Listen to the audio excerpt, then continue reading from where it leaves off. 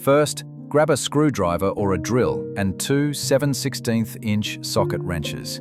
Next, unscrew both handle screws using your screwdriver or drill.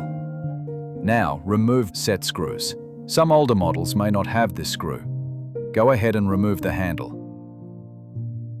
Make sure both of your wrenches are set to loosen. Then, use them to remove the nuts on all three ends. There is a nut on both sides of the rods, but only the nuts with extra threads will actually loosen. Carefully pull the 3 threaded rods out.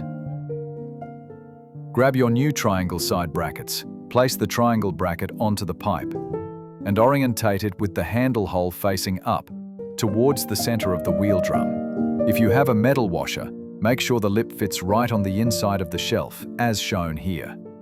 Take one of the threaded rods you removed earlier and slide it back into the axle. Make sure one washer is already on the rod prior to inserting. Push it through the hole on the other side. You might have to wiggle it a little. Then, grab a washer and nut and tighten them using both socket wrenches. Now grab the pipe with the fingers. Place it between the top ends of the 2 triangle brackets, making sure the ejector fingers fit evenly between the wheels. Slide the threaded rod back through the pipe, making sure again to have a washer on both sides. Finger tighten the nut onto the rod. Next, we'll put back the bottom pipe with the metal pole inside. Fit the pipe between the bottom ends of the triangle brackets. Insert the threaded rod.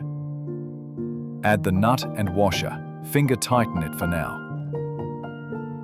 Now, go ahead and tighten both the top and bottom threaded rods using your wrenches. Reinstall the set screws if you took it out. You may have to force the screw to create a new hole in the grey pipe, but this is okay. Place the handle back on and secure it with the screws on both sides. Finally, put the basket back on, and you're ready to start harvesting.